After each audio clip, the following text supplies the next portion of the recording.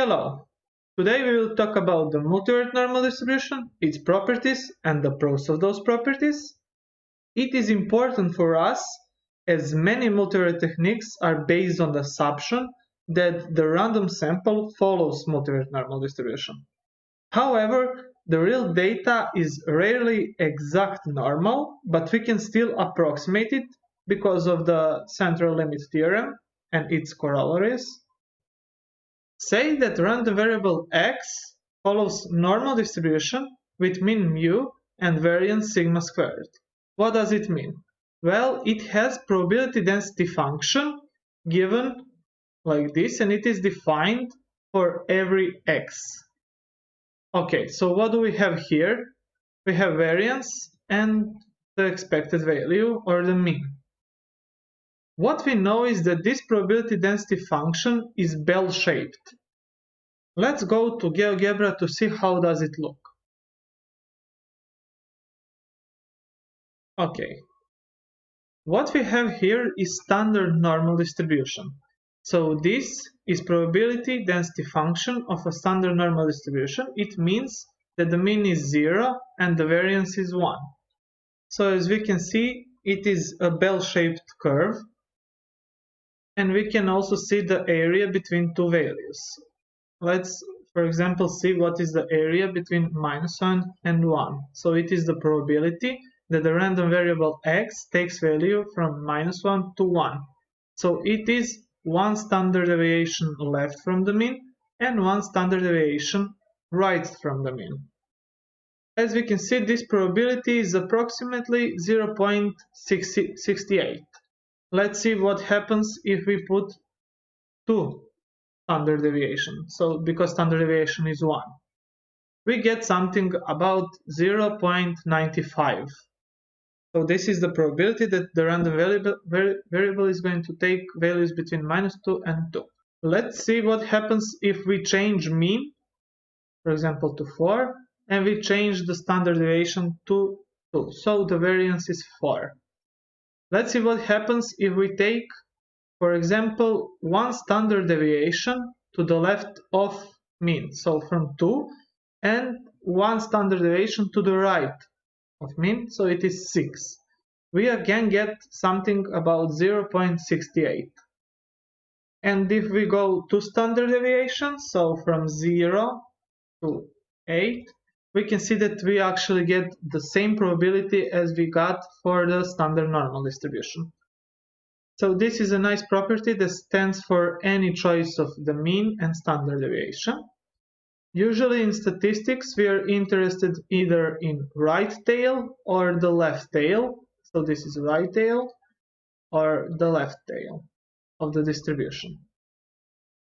Or if we are testing for the difference, then we can see that we can gather the left and the right tail at once. We can actually generalize this case, the univariate case, to multivariate case in this way. So we can define that x has multivariate normal distribution with mean vector mu and covariance matrix sigma, and it is a p-dimensional, so as we can see it is p-dimensional random vector, if it has probability density function given like this. So what do we have here?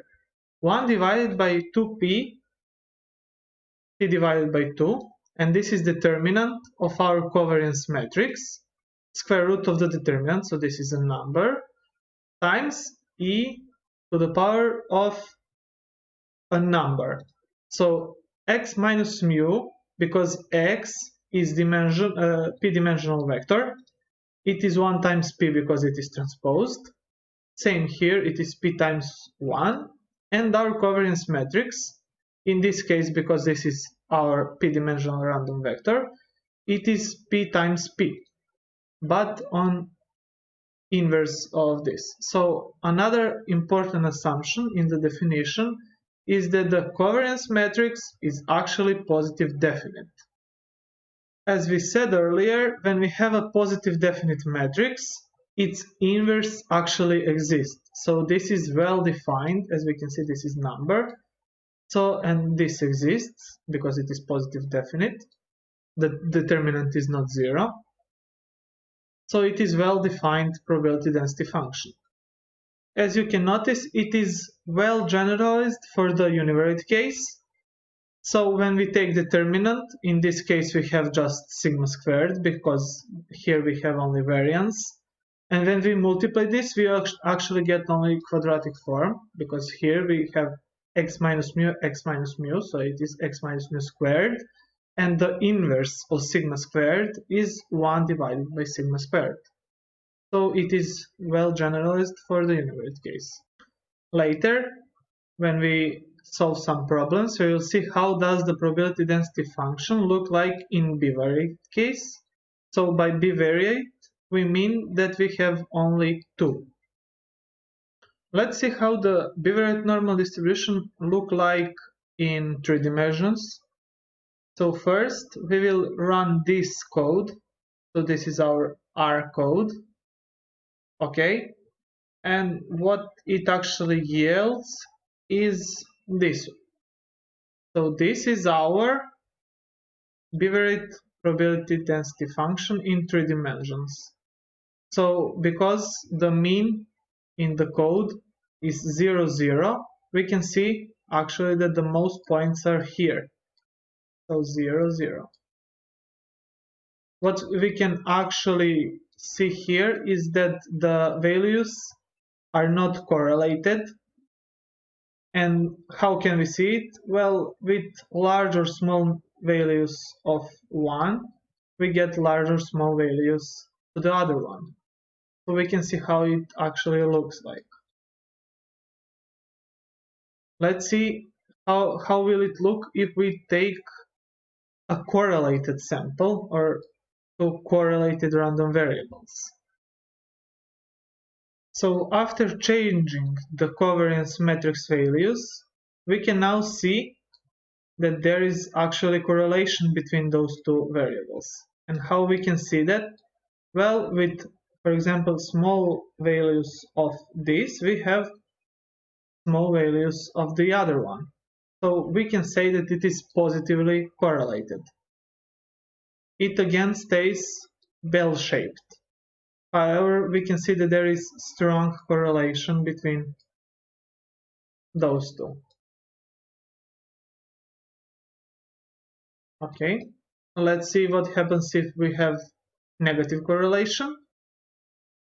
So what we have here is a little bit better because the correlation is not that large as for the previous one. So we can see that it is actually bell-shaped in 3 dimensions. Okay, let's go back. If we look in 2 dimensions, this would actually yield an ellipse, or in more dimensions than 2, it would be an ellipsoid. As previously mentioned, the direction would be determined by the eigenvectors and eigenvalues. To illustrate that, let's go back to R and use this line of code to generate 500 random samples with mean 0, 0 and sigma given by 1, minus 0.7, minus 0.7 and 1. In order to do that, we will use library mass. And let's just plot it, so it is not going to be a very nice plot, but just to see how does the ellipse look like. So we can see that it is actually negatively correlated, as that is how we chose our matrix. And this forms ellipse, and it would be determined by the eigenvectors and eigenvalues. Let's see if we take, for example, 0, 7, 0, 7, just to see how it looks like. So it is positively, or 0, 0. So we can see that it would actually form some kind of circle here. So we used this function to generate our sample.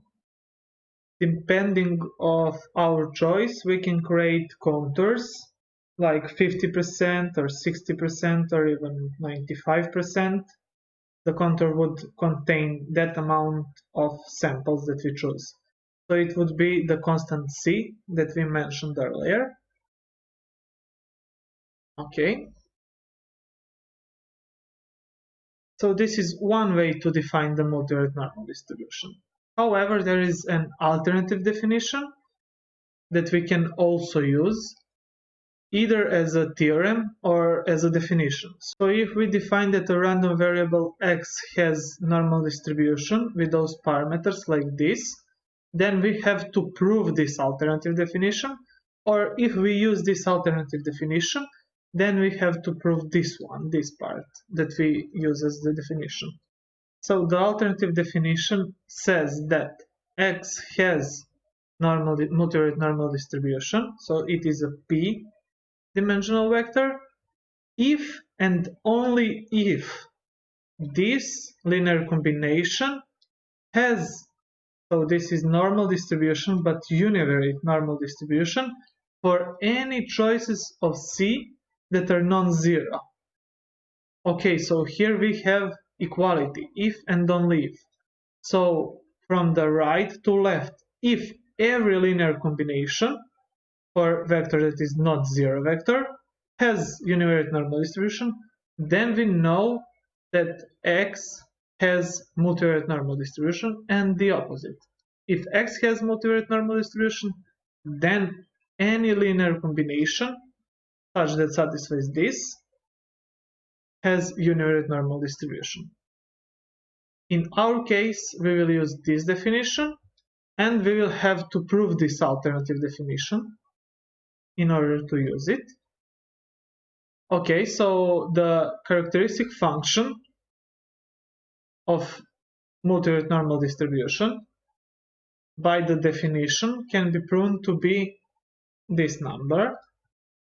So in multivariate case, we have t that actually belongs to r to the power of p. So all of the elements of this vector are real numbers.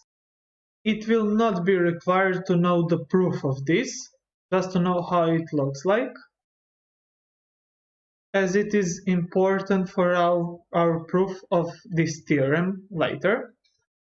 Also, the moment generating function, by the definition, it just does not have the imaginary constant here. So just remove it and you will get the moment generating function. So in case of univariate distribution, so if x has univariate normal distribution, then we know already that the characteristic function is given by this, which corresponds to our function here. This function is important because it uniquely determines the distribution. So it is true in univariate case as well as in multivariate case. So it uniquely determines our random variable. So if we know the characteristic function, then we will know what distribution does our random variable of interest have. Before starting with properties, theorems and proofs, let's first introduce our partitions that we already introduced. So x1 and x2 are also random vectors. Me1 and me2 are corresponding mean of those vectors, and the covariance matrix sigma can be written like this, where the corresponding here covariance matrices are covariances between those two partitions. Let's go to the first theorem. So first theorem will be our alternative definition.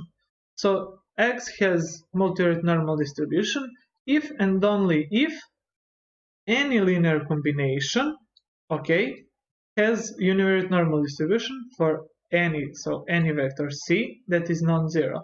It means that at least one is not zero. So here it should be p, not 3.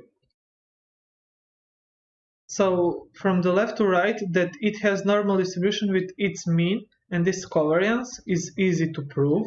because we can just find the expected value, and we already know the properties. So expected value of vector times x, vector goes in front, and we know the mean of our x, so it is mu, so it is C transpose mu. And similarly with covariance, it goes in front normally and transpose to the right, and when we transpose it, we get exactly what we wanted. The proof from the right to left, so this is more of a sketch for proof for right to left than for both sides, but it can be taken as for both sides as well. So in this case, we actually want to prove it using the characteristic function. So what we know is that our right-hand side vector is one-dimensional, and we know that it has univariate normal distribution, so its characteristic function looks like this. Okay, so where mu is the mean and sigma squared is our covariance, or in this case variance because it is univariate. So it is our sigma and our mu. So we not just need to substitute it. So mu and sigma squared. And when we set that t is equal to 1, we actually get that it is characteristic function, so of 1, is equal to this. Just substituting for t, we substitute it is 1. What we actually get, because we already proved it before, is a characteristic function of our random vector x for C.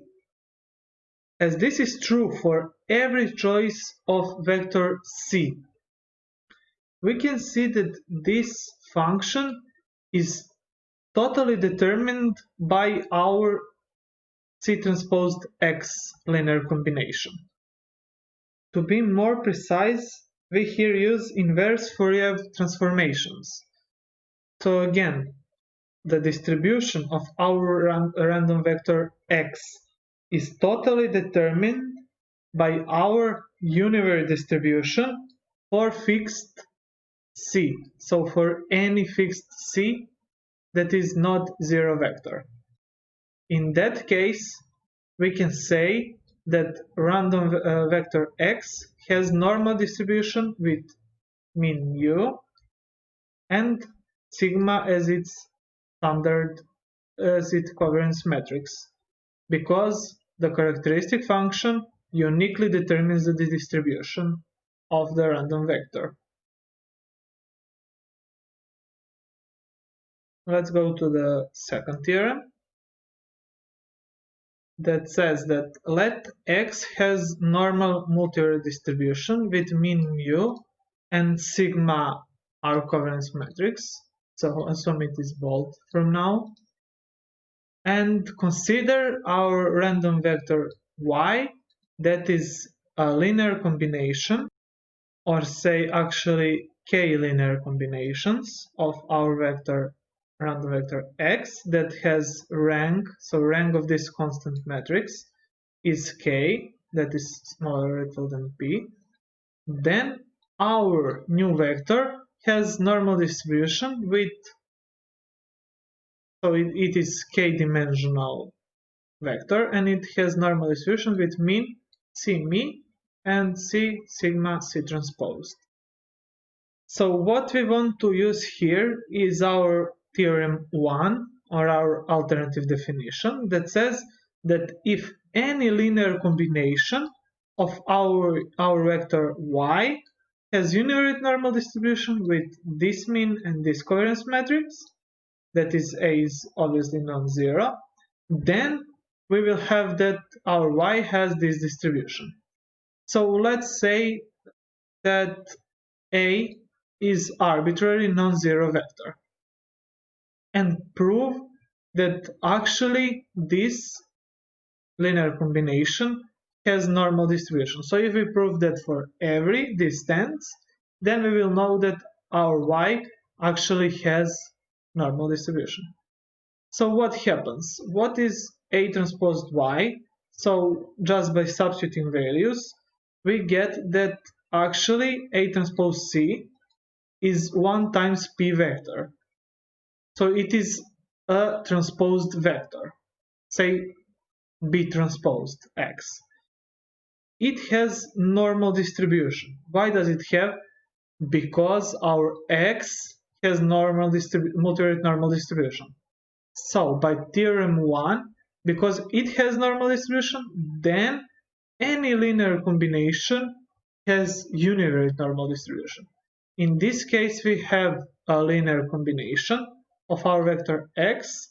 So by theorem 1, we can conclude that this random vector has normal distribution with actually this mean and this covariance, which is easy to check. So because we proved that actually this one has normal distribution with mean given by this and covariance metric given by this, and our vector was arbitrary, non-zero, then we proved that for any non-zero vector, this linear combination has normal distribution. So by the theorem 1, again, we can say that y has our normal distribution that is of interest. Okay, so what we use here is the theorem 1 twice, which needs to be specified where, so here and here. Okay, so now we know that for any matrix, constant matrix C, if X has multivariate normal, Cx again has multivariate normal. Similarly, you can prove that Y, defined like this, also has normal distribution, even if you have a constant here, which is easy to prove, and it is left for you to check this. Next theorem says that if X has normal distribution, multivariate normal distribution with this mean and covariance matrix, and if we take any partition, so it means that we actually take this one can be x1, x2, x5, we just order it, it does not matter, even if it's not ordered, you can always change. For example, if this is x1 and this is x2, you can always write x2 and x1 when you need it. But the theorem will be formulated that for any partition such that all are ordered here. Random vectors, random variables are ordered, then this partition will have normal distribution with mean mu1 and sigma 1, 1. Those two are presented in the beginning, what is mu1 and what is sigma 1, 1. What we need to see here is that the opposite does not stand. So if the partition has normal distribution, it does not necessarily mean that X has normal distribution. Okay, so the proof of this theorem follows immediately, directly for theorem 2 for this choice of a matrix. So what we know here, that this vector is actually k-dimensional. Okay, so we need to take matrix k times p. So k, because this is partition, is obviously smaller or equal than p. So what we need is a matrix where on E1 place, okay, so for example, if this is place 1, if this is random variable x1, okay, then we will place 1 in that place. This will be more clear in an example, but if we choose such matrix C that satisfies this, then in our theorem 2, when we place this matrix C here, it immediately follows that Y has normal distribution. In our case, our Y is actually going to be our partition.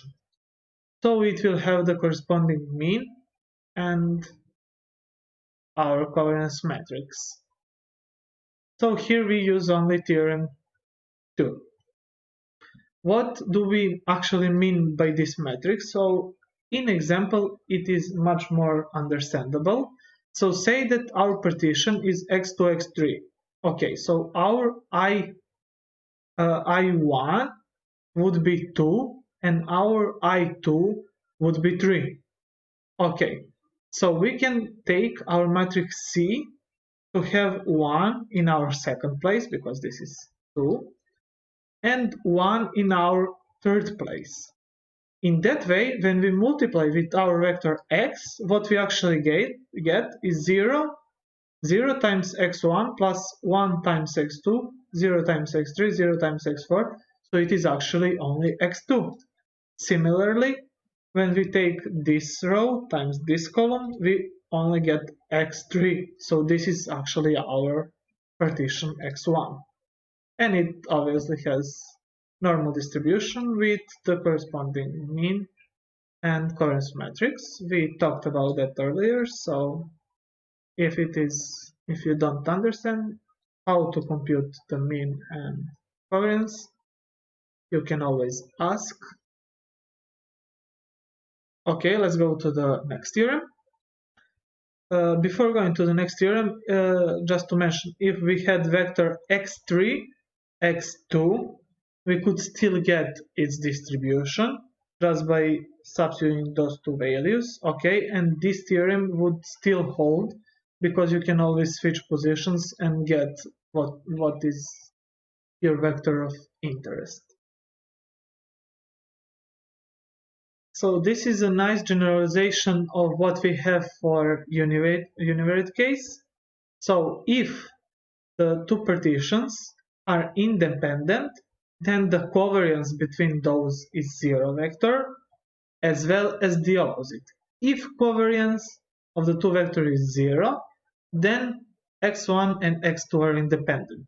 So this equality holds in univariate case, and it has been proven there, so we can use that result. Okay, so here it is important just that x has multivariate normal distribution. And another is that if we have two partitions, normally distributed with dimensions k1 and k2, and if they are independent, then our vector x, that is actually our vector of those two partitions, okay, has normal distribution with this mean and covariance matrix.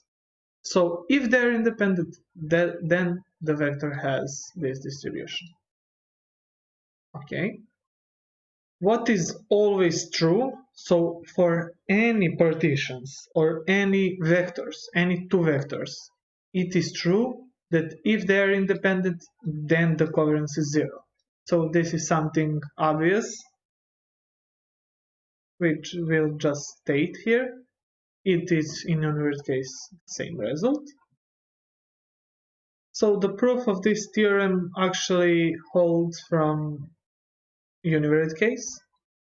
Or for the first part, what you actually can do is look at the joint distribution of our vectors x1 and x2 is actually product of its marginals. Okay, so this is something that you can write from what we have above, or you can use the univariate case or theorem 1, whichever you want. So you can prove that any linear combination A transpose X has univariate normal distribution. So you can always write that A, that vector A that you take arbitrary, as two vectors, that one is dimension of K1 and the other one is K2. So basically analogously to what we did in above proof for theorem 3, I think. No, theorem 2. So basically the same here, just dividing our vector A into two parts. One of important theorems or result from the multivariate normal distribution is that if, so sigma 2 is previously defined, and our X is multivariate normal distribution, where this one can be, for example, positive definite, then obviously the determinant is going to be larger than 0 as a product of eigenvalues. So either of those assumptions is equal. Then we can actually find the marginal distribution of x1 given that x2 is equal to x2. Okay, so our marginal distribution is actually normal, with mean given by this and covariance matrix given by this. Okay, so here our partition x1 is, as in previous theorem, it is dimension k1 and our x2 is of dimension k2. What we need to notice here that this covariance matrix is actually well defined and it is k1 times k1 matrix.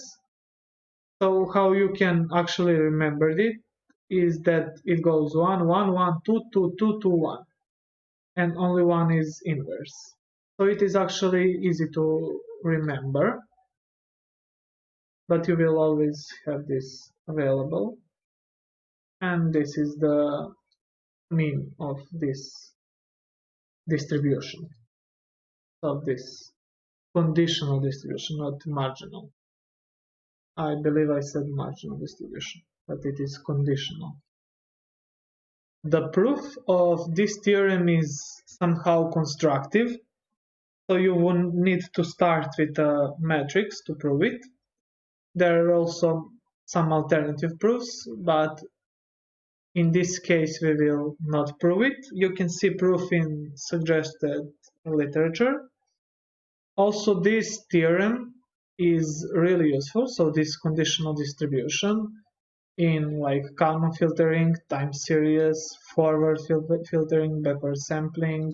This is a Markov chain method, so Monte Carlo method of Markov chains, in factor analysis, and like it has many more uses than what is written here. Next is Theorem 6, that if we have X that is multivariate normal distribution, then this expression has chi-square distribution with p degrees of freedom. So finally, the constant that we mentioned earlier, C, that for example contains 95% of the sample, the ellipsoid that we talked about, using this, that actually we have that it follows chi-square distribution with p degrees of freedom. Okay, we can choose this constant from this. It determines our ellipsoid. In one of the previous classes, we used constant C without explanation. So we actually use this result to find that C.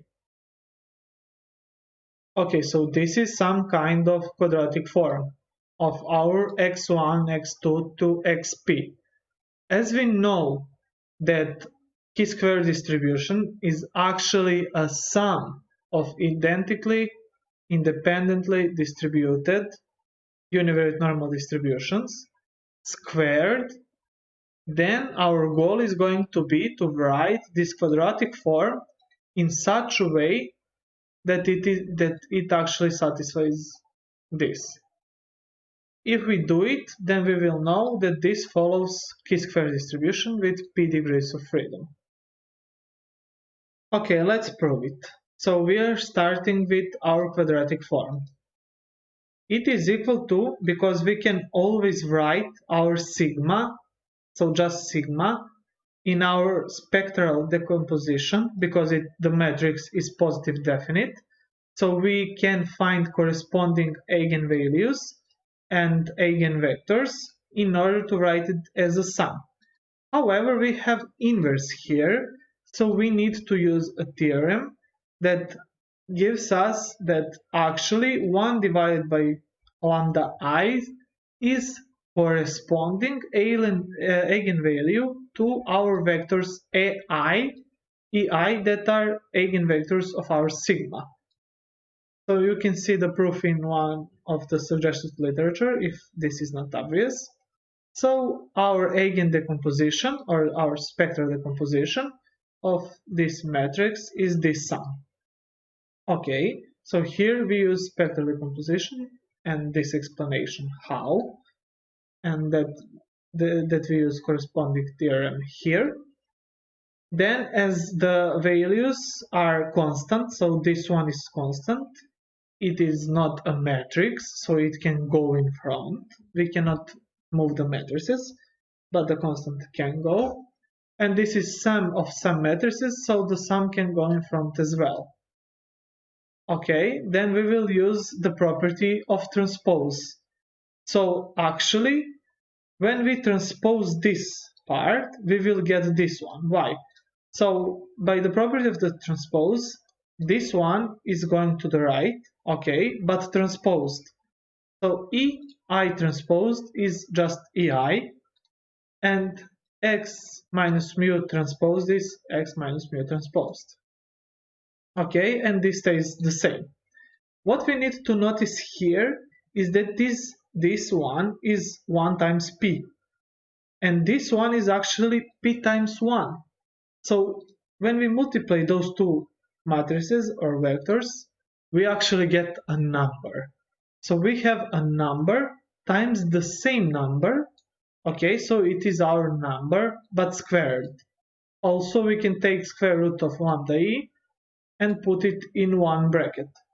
Okay, so this squared because this is the number.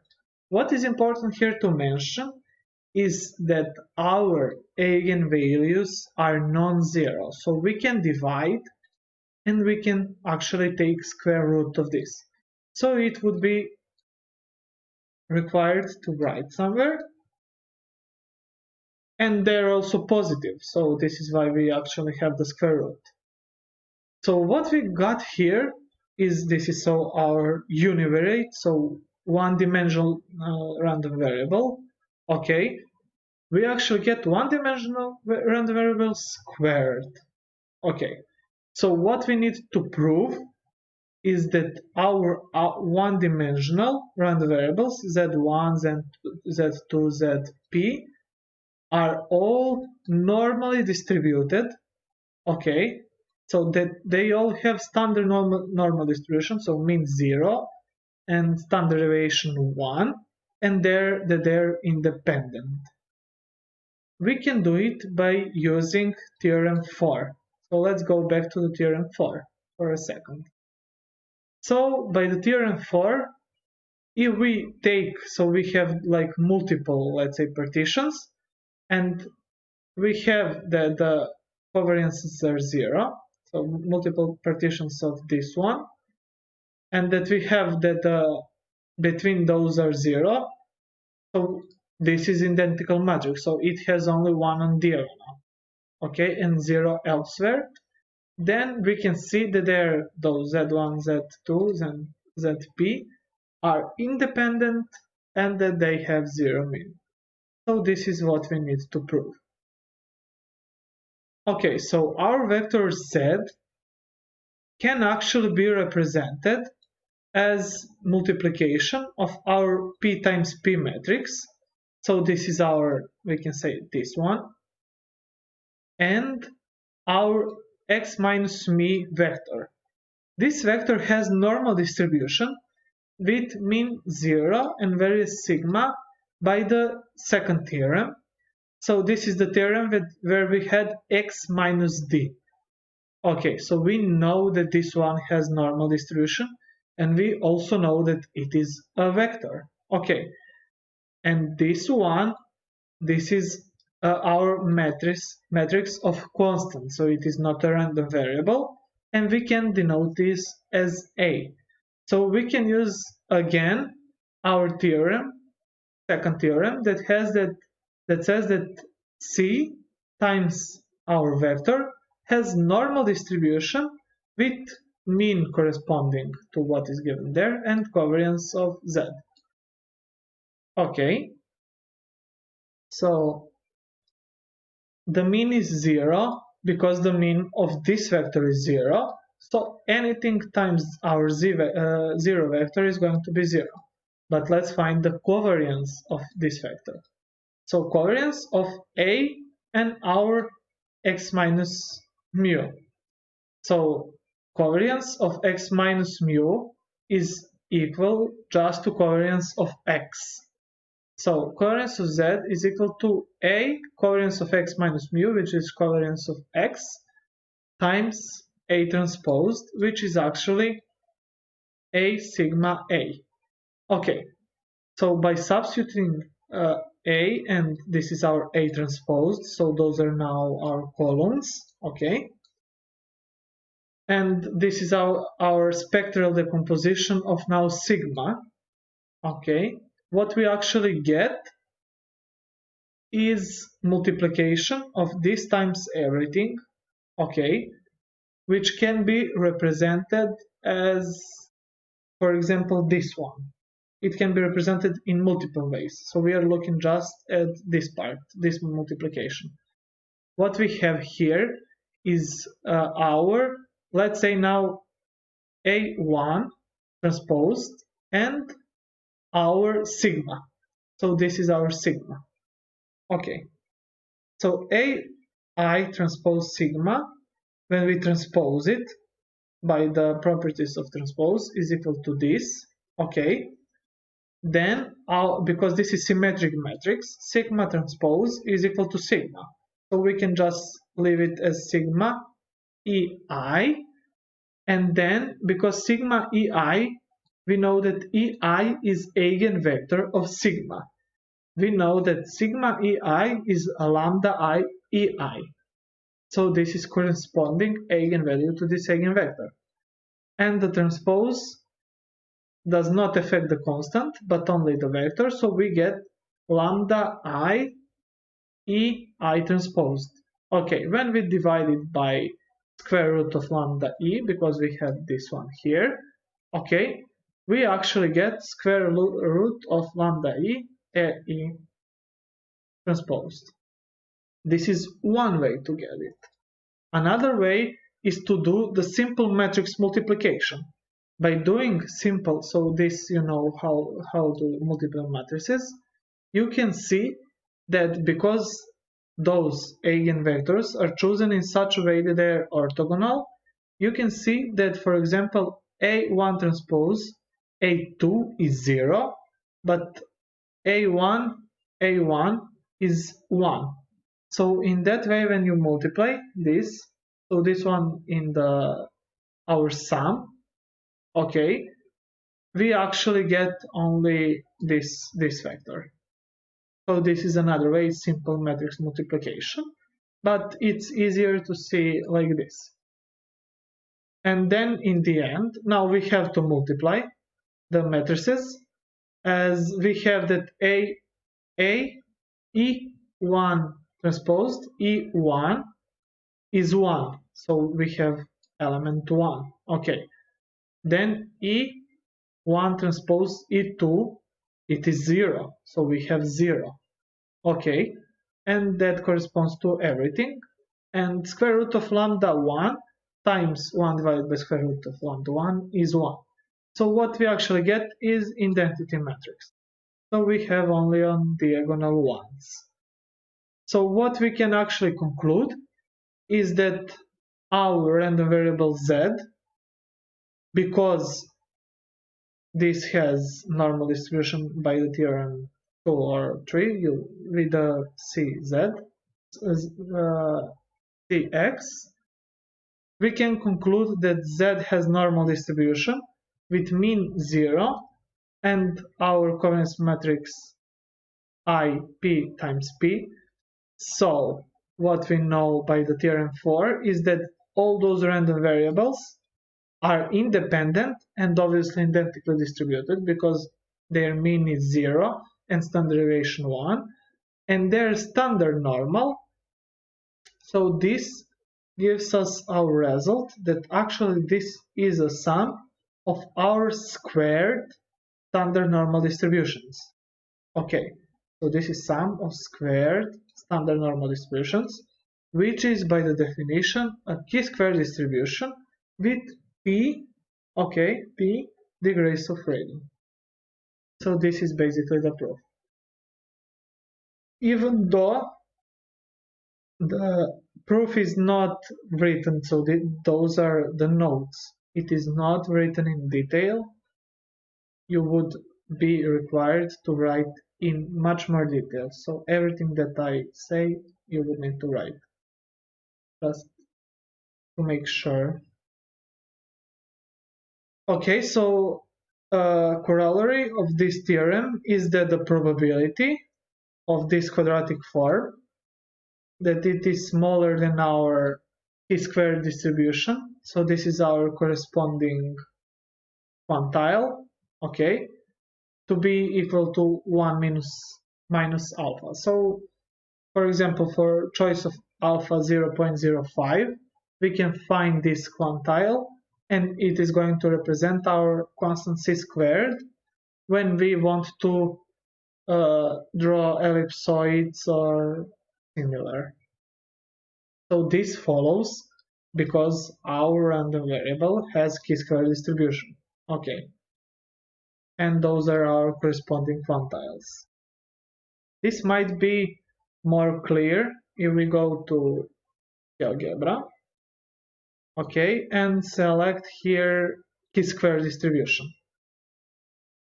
For example, with 6 degrees of freedom.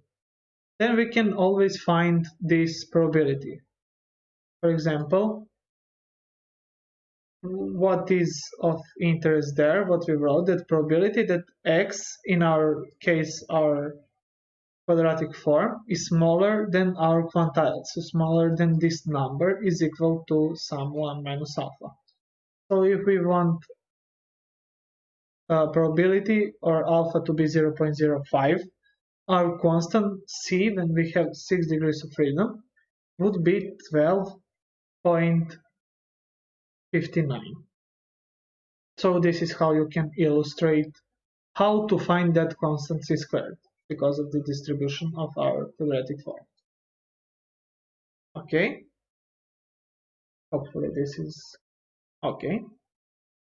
Let's go to last theorem for today, which we will not prove, as the proof is similar to one of the theorems that we already covered, but it is still required to prove this. So you basically just need to set corresponding matrices and corresponding partitions. Okay, so what does this theorem say? Let's have a random sample, okay, of x1 to xn from multivariate normal distribution. So random sample means that they are mutually independent and that they have different means but same covariance matrix. Then a random variable v1 that is a linear combination of those random vectors now, okay, has normal distribution with this mean and this covariance matrix. We will do probably one example how to use this theorem. So we can now determine distribution of a linear combination of our sample, our multivariate normal sample. This is the usual case that we have. So a random sample of vector from multivariate normal distribution is given to us, and then we work with it. So this is what we know about V1, and say that we have another linear combination that is different than this one. Okay, so obviously not all of those are zero, at least one of those is different. And if we have V2 defined as this, like this, then V1 and V2 have jointly multivariate normal distribution. So this matrix, so covariance matrix, would be n, so 2n times 2n covariance matrix, because we have n and n. Okay, To prove it for the first part, you would use theorem 2, so this is with linear combination. You just need to choose the matrix. So this matrix would be 2p times np matrix, okay, with corresponding identity matrices and these constants. Yes. And for the second part, you would use theorem 3 to prove this one. If you need, you can always comment or ask in the discussion topic. Okay, so this will be it for the theorems and proofs. See ya next time with more practical examples. Bye.